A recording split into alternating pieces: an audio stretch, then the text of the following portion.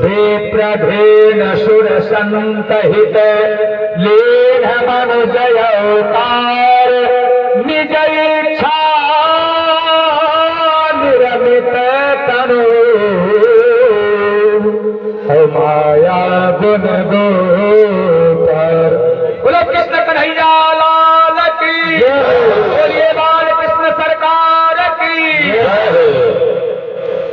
अब भैया गोविंद भगवान अपने बाल रूप में आ गए हैं, तो आनंद उसको मनाने के लिए हम चाहेंगे जितने भी भक्तगण हैं, क्योंकि यह अवसर यदा कदा कभी ही जीवन में आता है, तो सब लोग अपने अपने यथाथा स्थान पर खड़े हो जाएं और चाहेंगे कि सबको भाव नृत्य करना है।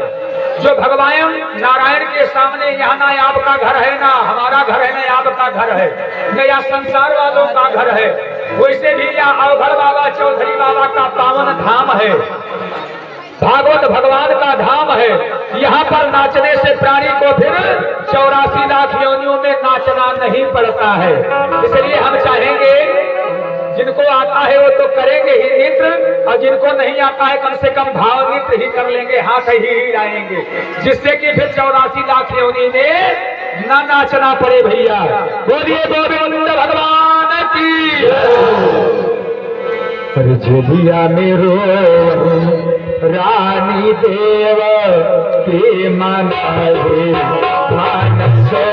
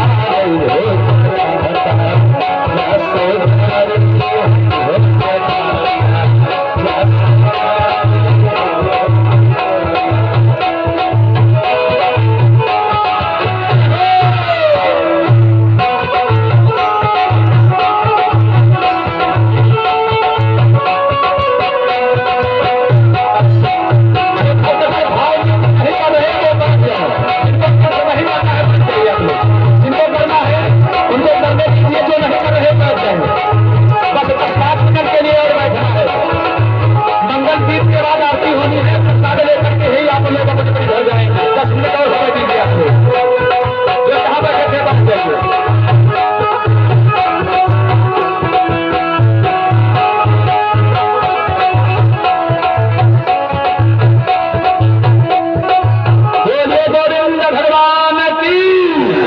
अरे जसोदा के घर भगवान हो, अरे जसोदा के घर भगवान हो, लड़का बन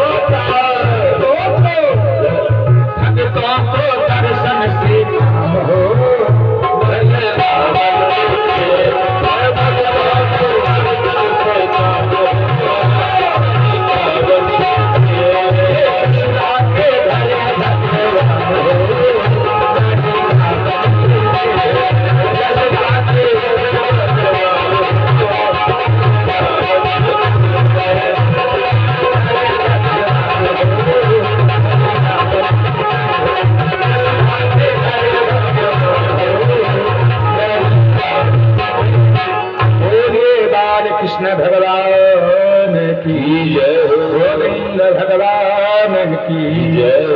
और समय को देखते हुए आप लोग व्याकुल हो रहे हैं, क्योंकि कल भी बहुत रात्रि तक और आप जगे हुए हैं, इसलिए अब केवल 2 दिनों की मात्र शेष कथा और आप बाबा के पावन प्रांगण में उनका गुणगान करेंगे। हम लोग अब कृष्ण कन्हैया लाल के सुंदर जन्मोत्सव, कल माखन लीला, गोवर्धन लीला, भगवान ने जो अनंत लीलाएं किए हैं, सभी लीलाओं का हम लोग श्रवण करेंगे।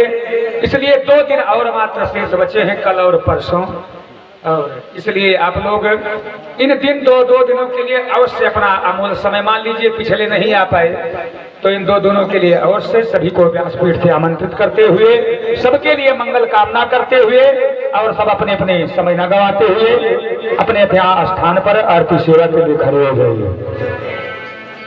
जैसे नित्य प्रति आप लोग आरती करते हैं अपने बारी बारी से, उसी तरह से एक दूसरे को थाल पकड़ाते हुए 4 बार घुमा करके उसके बाद दूसरे को थाल पकड़ा रहे हैं, जिससे सबको भागवत भगवान कृष्ण कन्हैया लाल की यह सुंदर आरती करने का अवसर प्राप्त हो।